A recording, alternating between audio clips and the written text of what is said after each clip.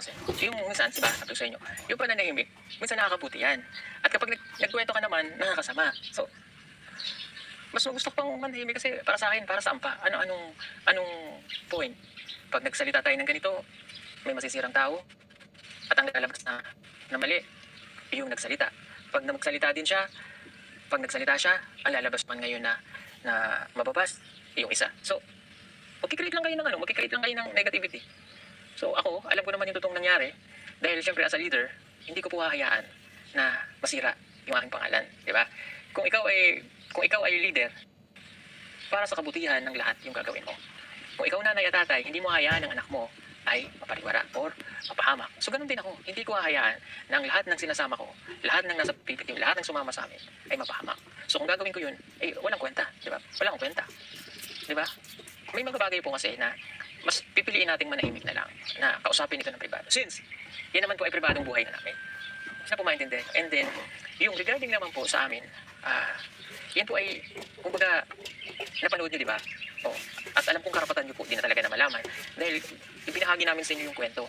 Pero, from the start naman, sinabi namin sa inyo na ito ay teleserye. Tinapos natin yung teleserye noong February 14. Di ba natapos na po yun? So, ayun po na naintindihan nyo po. And yung sumusunod na mga pangyayari na doon ay totoong buhay na. So, kaya yun po din yung pinapaliwanag sa inyo na sana ba maintindihan nyo po na. Ang teleserye ay tinapos na natin noong February 14. Yung iba kasi, pinalalala yung issue ba na kayo rin po mismo ang nasasaktan. Di ba? Alam po namin yung binigay namin sa inyo yung dulot ng kaligayahan, yung dulot ng kilig. Pinagpapasalamat ko po sa inyo, sinuportahan niyo po kami doon. Pero yung mga sumunod na mga pangyayari after ng February 14 is totoong buhay na po yun. Na kailangan yung ibang bagay na mayroon kami is privado na. Di ba? Privado na yun eh. Totoong buhay na. So, kaya nga hinihiling namin sa inyo, suportahan niyo lang kami kung ano yung ginagawa namin. Yun lang, ano yung nakikita. Dumanta, di ba? Naalala niyo yung, di ba, nagtapat ako doon sa pumunta kami ng dalahian. Yun na, dadaan ako sa tamang proseso. Di ba alam niyo naman po yung dadaan ako sa tamang proseso. So, hindi ko po mag-intindihan kasi yung nandoon sa grupo na yun, napilit nila pang inungkat ay teleserye tapos na. So, dumadaan ako sa tamang proseso. Ngayon kung may nangyari man po na hindi pagkakaunawaan, privado na namin yun na hindi nyo na yun kailangan na panghimasukan nyo. Kasi yung iba po, grabe po talaga, sina-screenshot sa amin, sinisend ng ating followers na ganito na yung nangyayari, ganito, bakit tayo ka pa rin? Sabi ko, para saan po? Ba't ako magsasalita ng Di ba nila nagdi-disturb pag nagsalita ako, may masisira silang tao? Pag nagsalita yung isa, may masisira din silang tao. So, ano mangyayari? Hindi ba kayo naawa sa mga tao, sa mga pamilya ng bawat ibabas ninyo? So, balik tayo doon. So, yun. Sana naintindihan niyo po, di ba? Kung magsasalita tayo ng ganito, nalabas na sa hindi na naman sa klaw nung natin, may mangyayari, di ba? Kung may nasabi man ako dun sa live nun, iningatan ko pa rin at kailangan ko yung protektahan dahil hindi naman talaga kailangan lahat ay sabihin natin. Maawa kayo dun sa mga pamilya na nasasaktan, di ba? Mas lalo nyo pong pinapahirapan yung sarili ninyo na tanggapin ba? Actually nga, yung nagpapalala nga kasi, yung leader na nag-create noon, na kapag nag-post siya ng ganito, dinadagdagan nila lalo para makakuha ng simpatya. So, naging totoo naman po ako sa sarili ko kung ano ako dun sa kanya. Diba? Nakita nyo naman yun. Wala akong kaplastika na ginawa doon. Wala. Maaring yung sa teleserye scripted dahil teleserye po yun. Pero after noon, yung totoong buhay niya yung pinakita ko kung ano man yun. Yun yung totoong pinakita ko sa kanya. So, kung mayroon mang nangyari na hindi pagkakaintindi at po ay pilit namin ayusin na antayin natin kung kailan ayos. So, sa totoo lang po, hindi ko nga iniisip na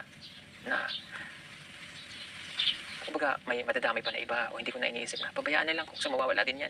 Kung meron man tayong naramdaman na sama ng loob o sakit sa ating puso, mawawala din naman yan eh.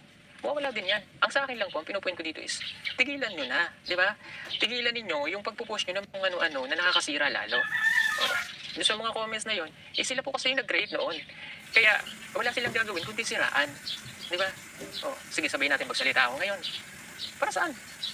Anong gagawin ko? 10 bumbiyero ay naging hindi naman yun yung may priority ko.